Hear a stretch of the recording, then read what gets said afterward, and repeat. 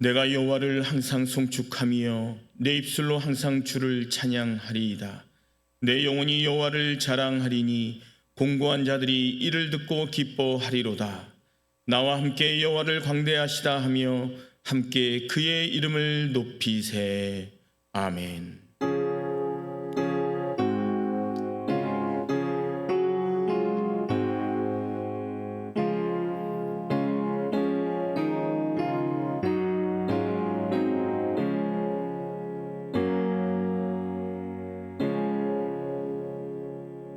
우리에게 주시는 하나님의 말씀은 창세기 37장 23절과 24절의 말씀입니다. 제가 가진 성경으로 구약 58쪽입니다.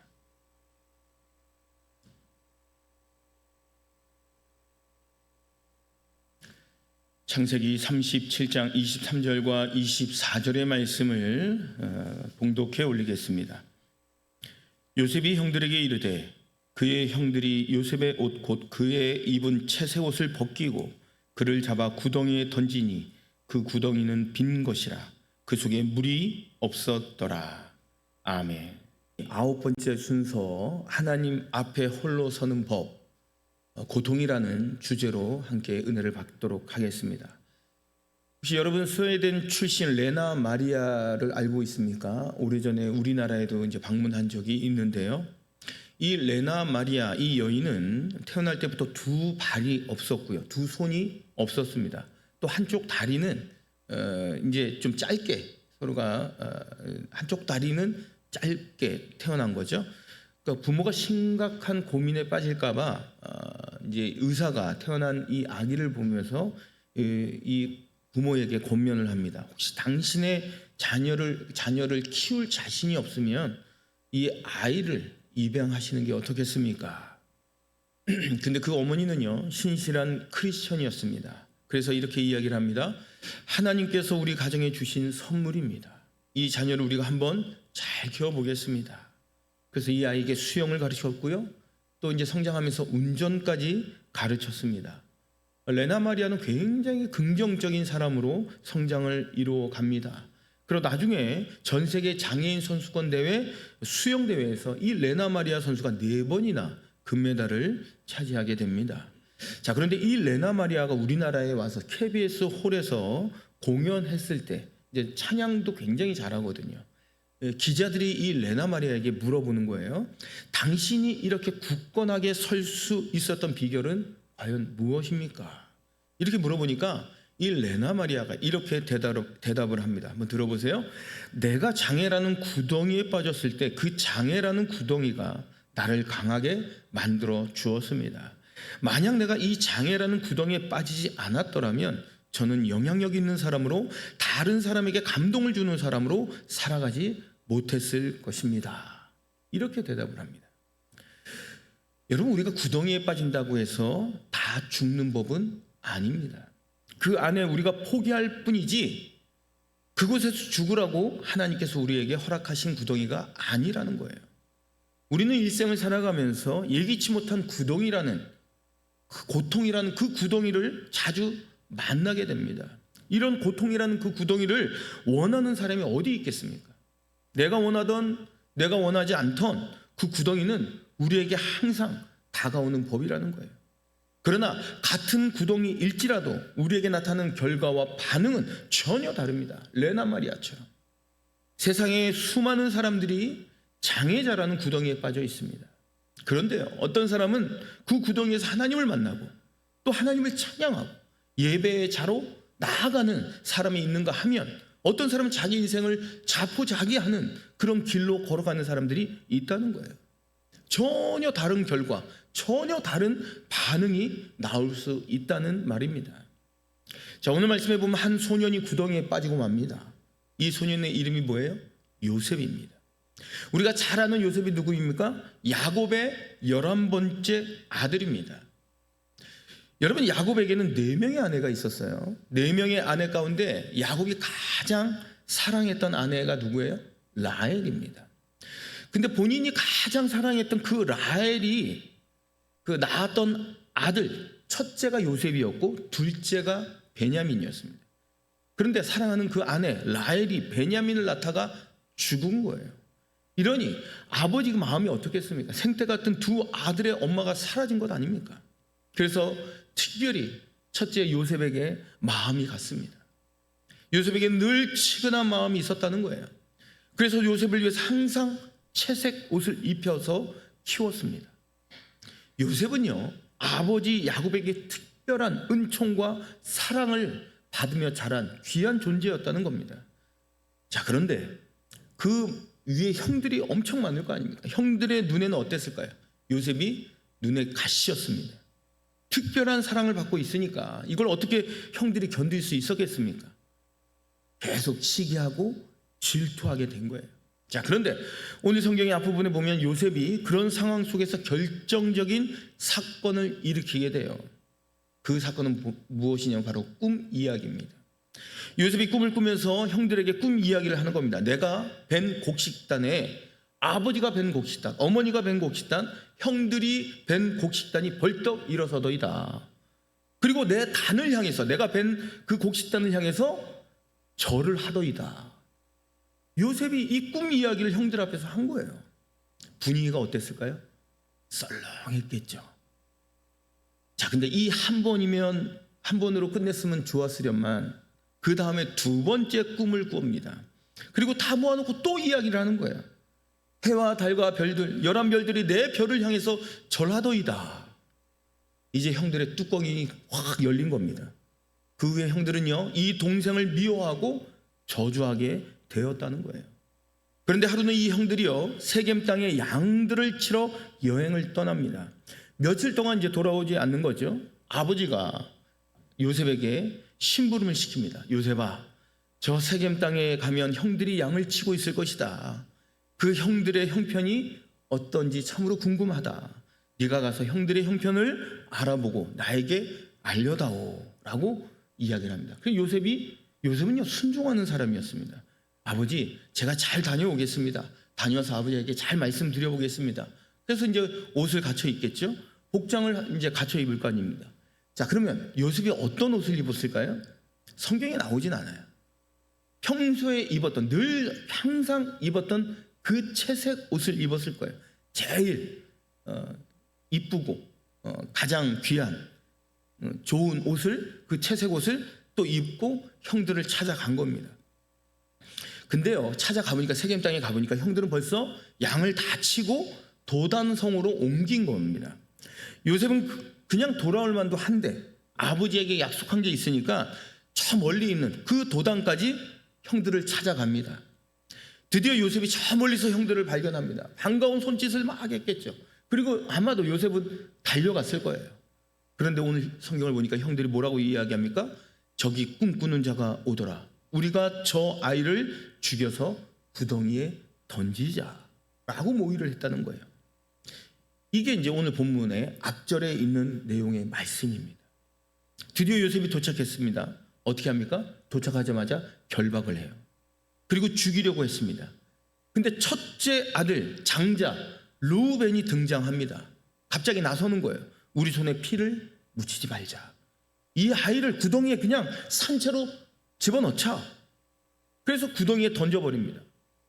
그런데 이 구덩이는요, 오늘 성경에 보니까 물이 마른 구덩이였다라고 성경은 말씀해 주고 있습니다.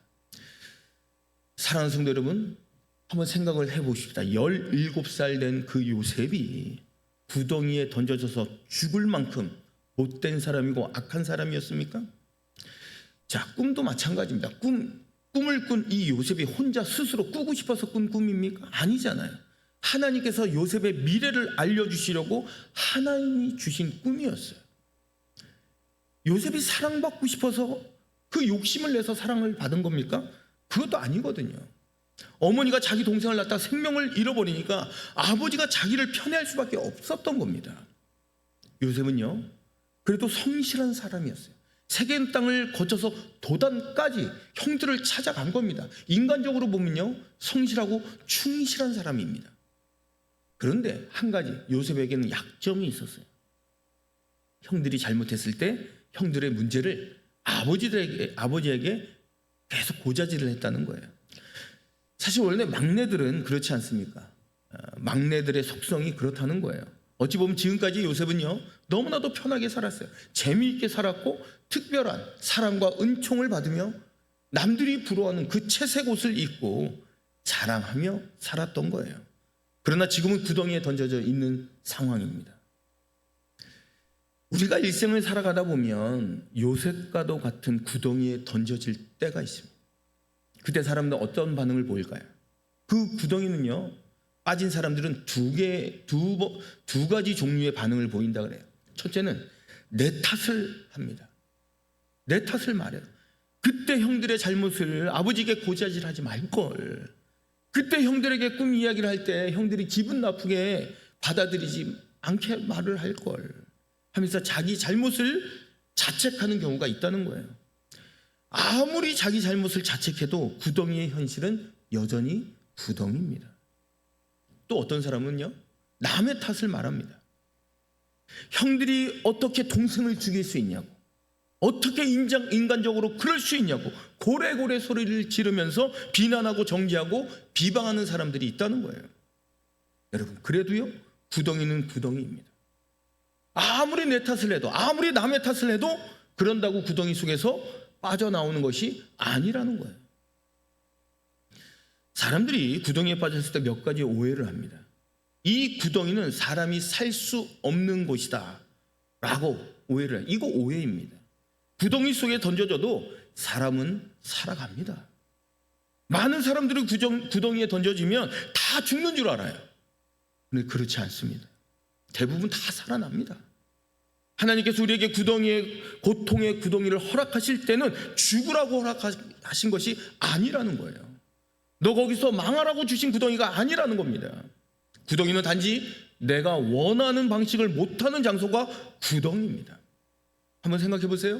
지금까지 요셉은요, 내가 원하는 방식대로 살아왔어요. 내가 좋으면 하고 좋지 않으면 거부하고 내 의지로 지금까지 살아왔다는 거예요.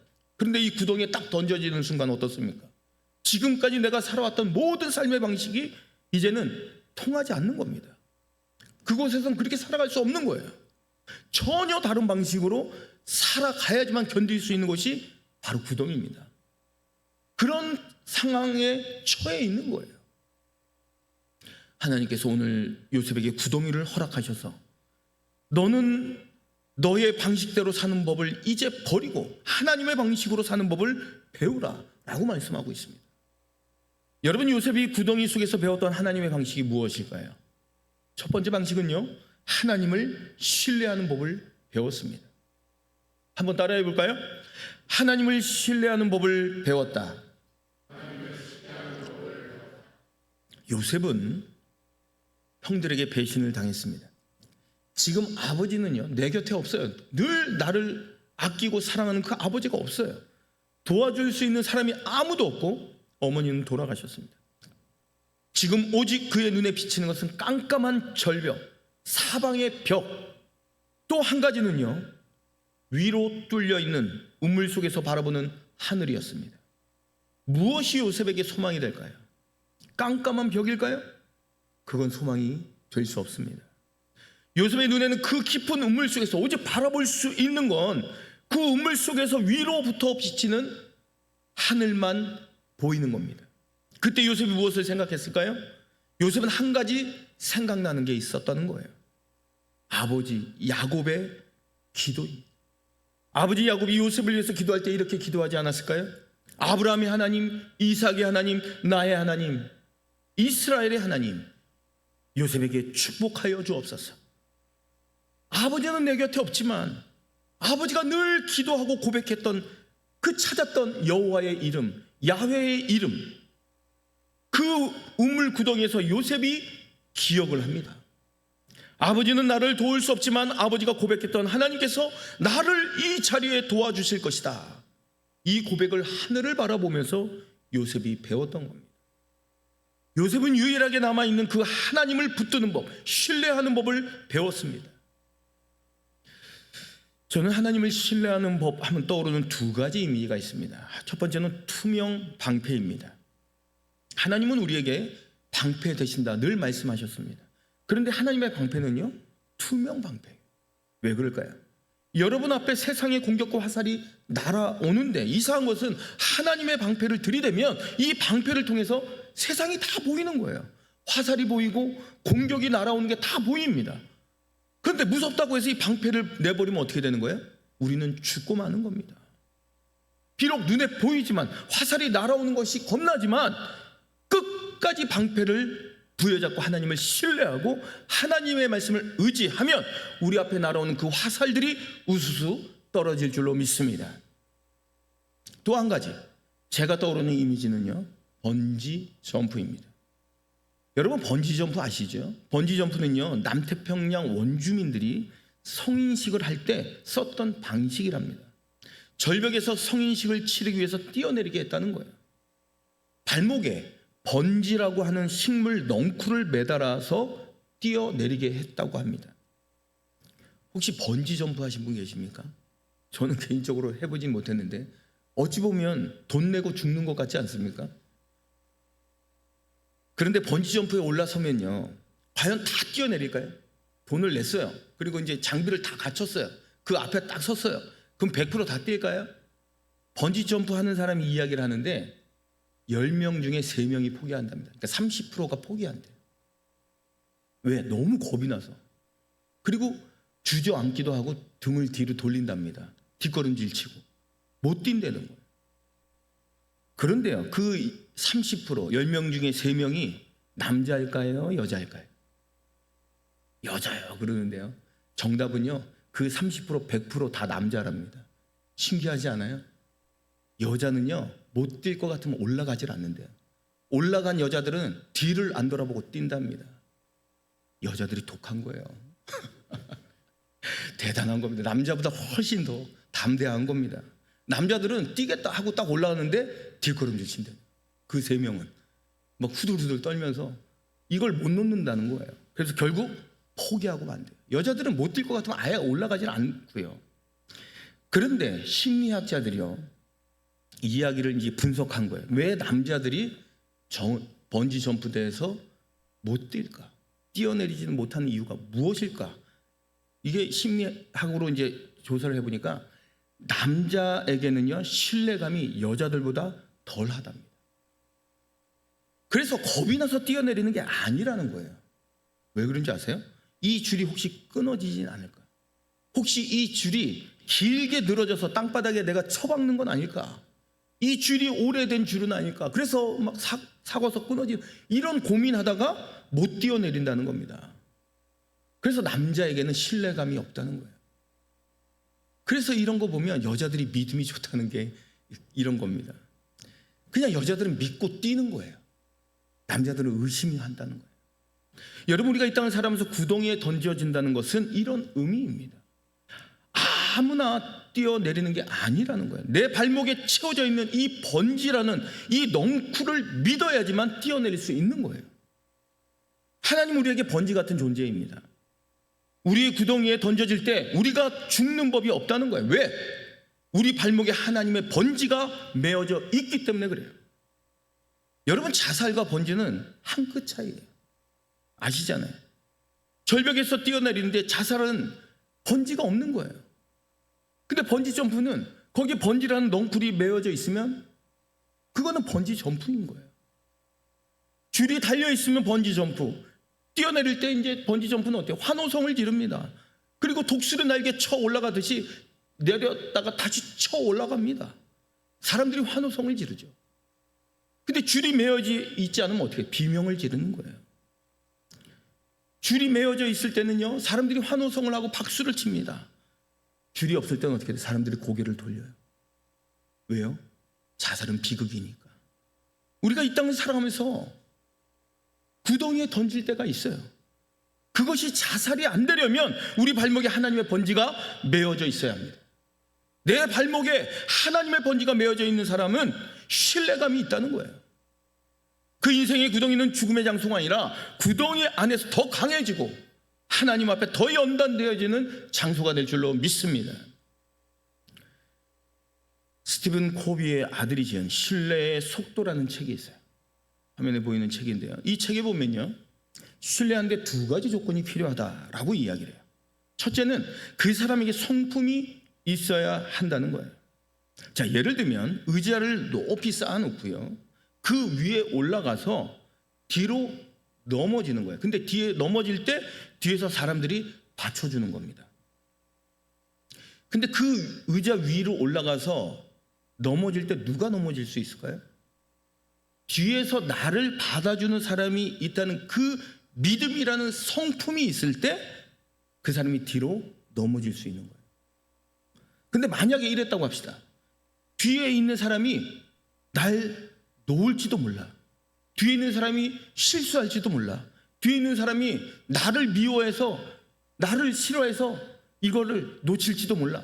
이런 마음이 있으면 뛰어내릴 수 있어요, 없어요? 못 뛰어내립니다.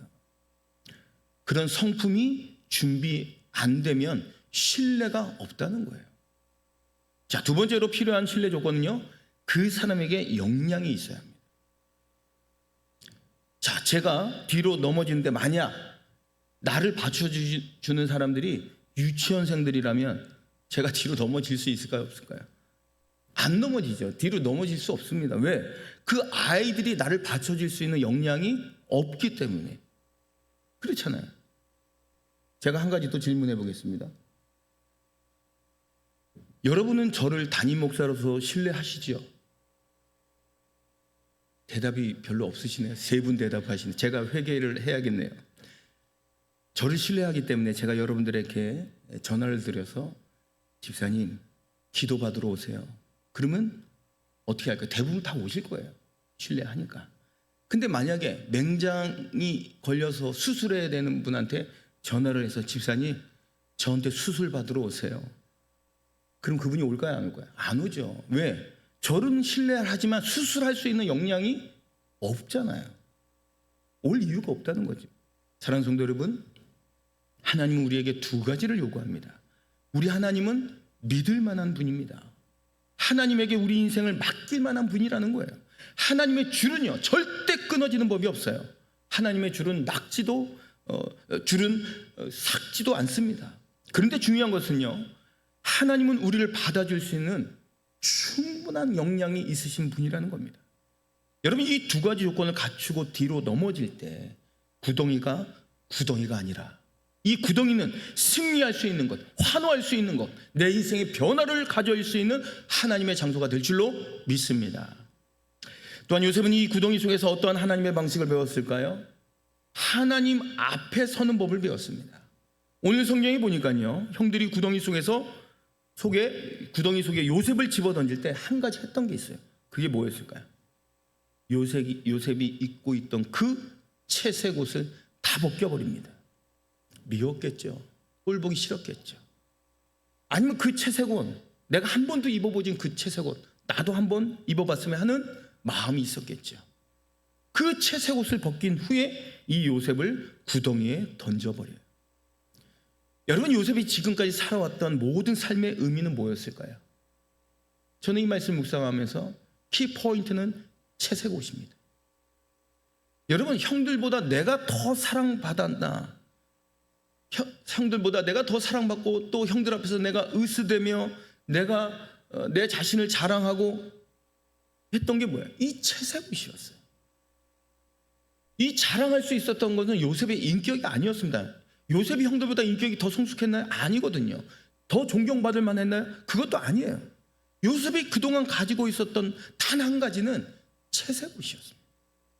그 채색 옷을 가지고 형들 앞에서 끊임없이 자랑하고 으스대며 거기에 의미 부여를 했던 거예요. 그런데 이 순간에 형들이 그 채색 옷을 벗겨버리고 구덩이에 던져버립니다. 사랑하는 성도 여러분, 구덩이에 빠진 분들을 살펴보면 다 채색 옷을 벗고 있는 분들이 많습니다. 자존심이 어디 있습니까? 이제 마음 놓고 우는 거예요. 구덩이 안에서 염치를 차릴 필요가 없습니다. 자존심도 없어요. 그냥 우는 거예요. 그냥 힘들면 힘들다고 말하고, 지금까지 남에게 비춰진 모습이 요셉에게는 제일 중요했어요. 지금까지 하나님 앞에 선 나 자신은 중요하지 않았어요. 오직 남의 눈에 비춰진 나의 모습이 어땠는가, 형들보다는 더 존귀한 자가 아닌가, 이런 관점에서 채색 옷을 입고 다닌 사람이었습니다. 자기 스스로 채색옷을 벗지 않으니까 하나님께서 어떻게 해요? 형들의 손을 통해서 요셉의 채색옷을 억지로 벗겨버립니다. 그리고 구덩이에 던져놓는 거예요. 왜? 구덩이에 던져놓아 보니까 내가 아무것도 아닌 존재가 되어버린 겁니다. 채색옷이 없습니다. 형들하고 비교할 수도 없어요. 으스댈 수도 없어요. 오직 하나님 앞에 선 연약한 자기 자신만을 발견하게 되는 겁니다. 여러분, 이게 바로 호람데오의 신앙입니다. 내가 하나님 앞에 어떻게 살 것인가, 이 고백이 요셉이 구덩이 속에서 배운 거예요. 이 요셉이 나중에 보디발의 집에 팔려갔을 때 보디발 아내가 유혹하지 않습니까? 그때 뭐라고 대답해요? 내가 하나님 앞에서 어찌 범죄하리요? 호람데오의 신앙을 고백합니다. 그런데 요셉이 보디발 집에서 호람데오의 신앙을 배운 게 아니에요.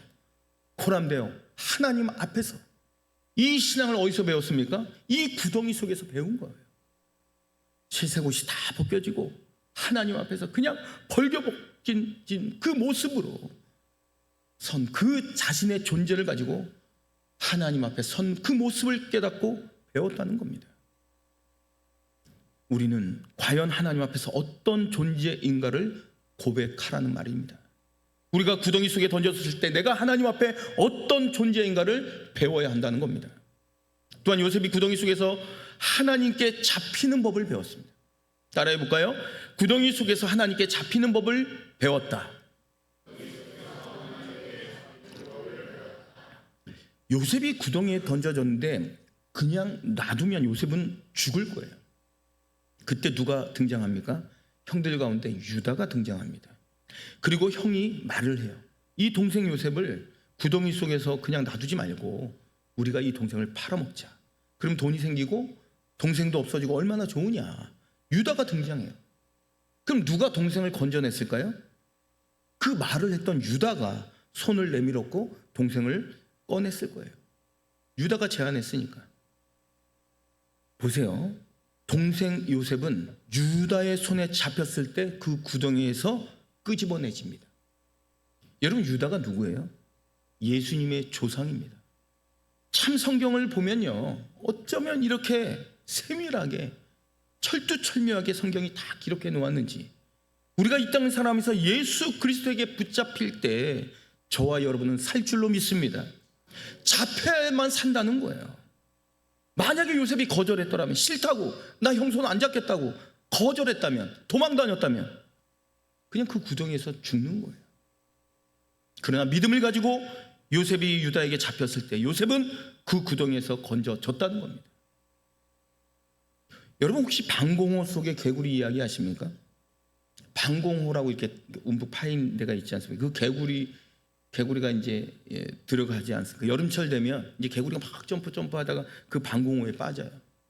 그러니까 푹 파여 있으니까 이제 스스로 나올 수가 없는 거예요. 자기 능력으로 도저히 나올 수가 없어요. 그러면 불쌍하게 생각이 돼서 제가 이제 손을 집어넣고 그 개구리를 이제 끄집어내 주려고 막 이렇게 잡으려고 그러면 개구리가 어떻게 해요? 도망 다녀요. 왜 도망갈까요? 잡히면 죽는다고 믿고 있기 때문에 개구리들은 막 안 잡히려고 이리 깡총 튀고 저리 깡총 뛰어요. 근데 저한테 잡힌 놈들은 살아나고 잡히지 않은 개구리들은 일주일 후에 가보면요, 그 뙤약볕에 다 말라 죽어 있는 거예요. 여러분 보세요. 제가 질문해 보겠습니다. 하나님이 여러분을 잡으면 여러분은 삽니까? 죽습니까? 삽니다. 그런데 정말 하나님이 여러분을 잡으려고 하면 여러분은 어때요? 도망갑니까? 잡힙니까? 대답을 안 하시네요. 도망 다니십니다. 도망 다니셨잖아요. 그래서 따라해 볼까요? 나는 개구리만도 못하다.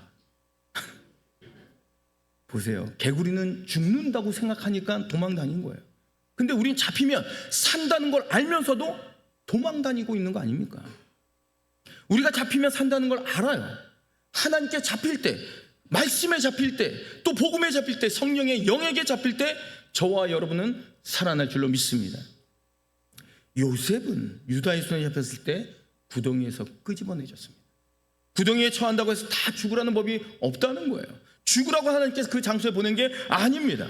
그 상황에서 절망하거나 낙심하지 마십시오. 그 구덩이 속에서 하나님을 신뢰하는 법을 배우시기 바랍니다.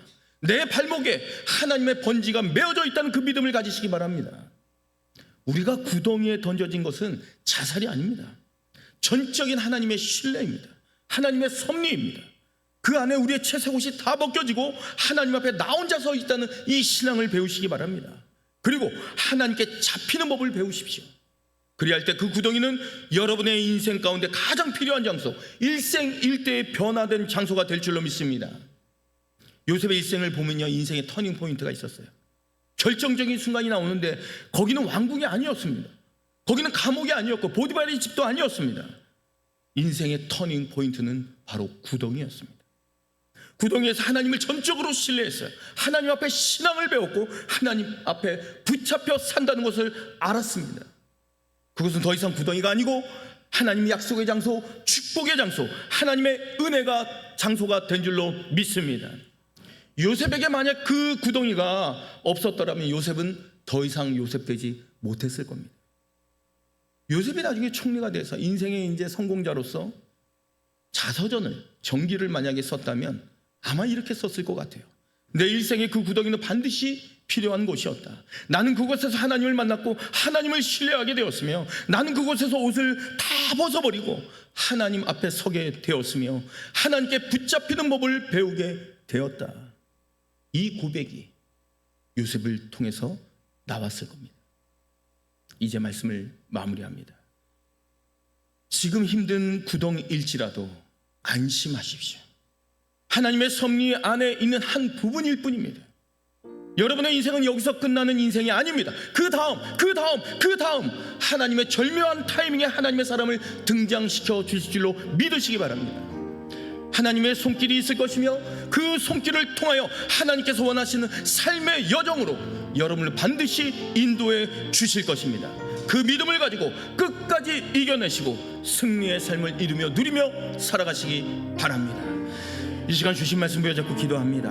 고난 가운데 있다 할지라도 나의 모든 것을 하나님 앞에 벗어버리고 하나님을 전적으로 신뢰하며 하나님께 붙들림 받아 승리의 인생을 살아갈 수 있도록 이 시간 주신 말씀 부여잡고 통성으로 기도합니다. 은혜로우신 아버지 하나님, 이 시간도 간절히 기도합니다. 하나님, 우리의 삶 가운데 넉넉지 않습니다. 참으로 힘들고 어렵고 때로는 낙심하고 좌절하고 절망하는 가운데 있을지라 하나님, 이제는 이 구덩이가 절망의 자리가 아니라 희망의 자리가 되게 하시고 새 생명의 자리가 하시고 하나님을 신뢰하는 자리가 되게 하시고 약속의 자리가 되게 하시고 축복의 자리가 되게 하시도록 하나님 역사하여 주옵소서. 하나님께 붙잡힐 때, 말씀에 붙잡힐 때, 복음에 붙잡힐 때, 성령의 영역에 붙잡혀서 우리가 다시금 거듭나는 인생을 살아갈 수 있도록 저희들의 삶을 주장하여 주옵소서. 내 발목에 하나님의 점 번지가 메어 있을 수 있도록 저희들의 삶을 주장하여 주옵소서. 그 믿음을 가지고 오늘도 한 걸음 한 걸음 승리의 인생을 내디디는 우리 모두가 될 수 있도록 저희들의 삶을 주장하여 주옵소서.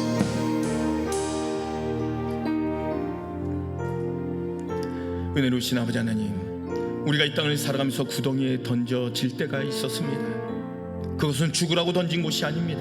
살아나라고 던진 구덩이였습니다. 지금까지 살아왔던 나의 모든 방식을 버리고 하나님 방식으로 전환해야 되는 터닝 포인트라고 이 시간 말씀해 주신 것 감사합니다. 사랑의 하나님, 이 자리에 구덩이에 빠진 분들이 있습니까?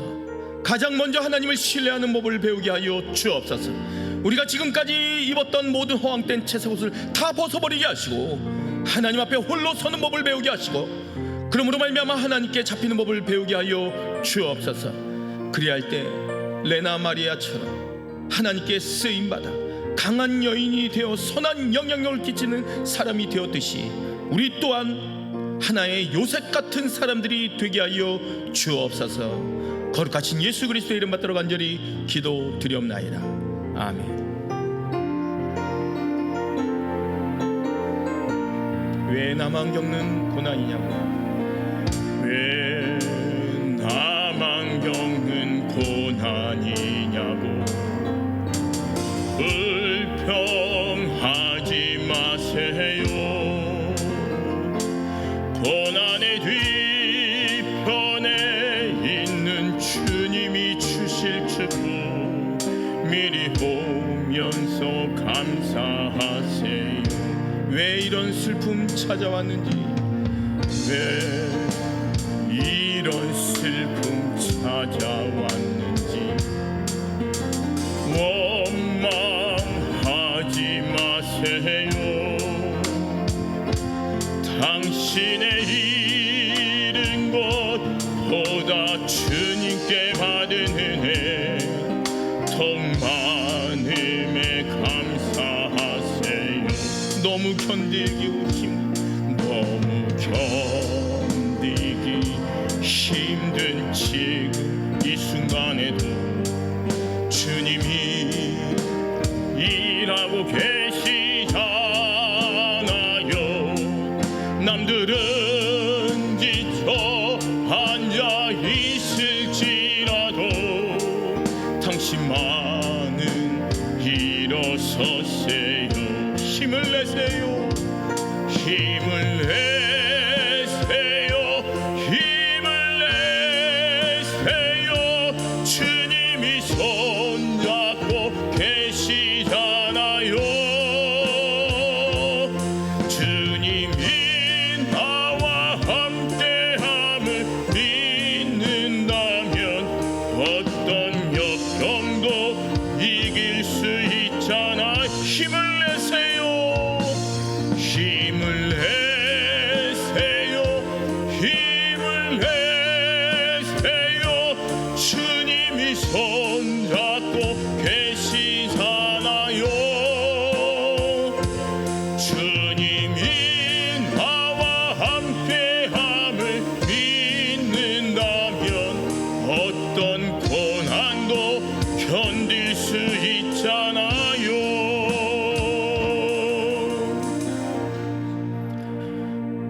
우리의 인생이 하나님 섭리 안에 있음을 믿고 하나님 앞에 모든 세상의 옷을 벗어버리고 홀로 하나님 앞에서 전적으로 하나님 신뢰하며 하나님께서 원하시고 뜻하는 삶의 여정을 살아가십시오. 지금은 우리 주 예수 그리스도의 은혜와 아버지 하나님의 극진하신 사랑과 성령의 감화 감동 교통하심이 그 어떠한 상황 가운데서도 하나님 전적으로 신뢰하며 하나님 앞에 홀로 서서 하나님께 붙들림받아 이 땅을 승리하며 살아가고자 다짐하고 결심하는 모든 하나님의 백성들 머리 위에와 저들의 가정과 직장과 사업장과 삶의 터전 위에 이제부터 영원토록 함께 계시기를 간절히 축원하옵나이다. 아멘.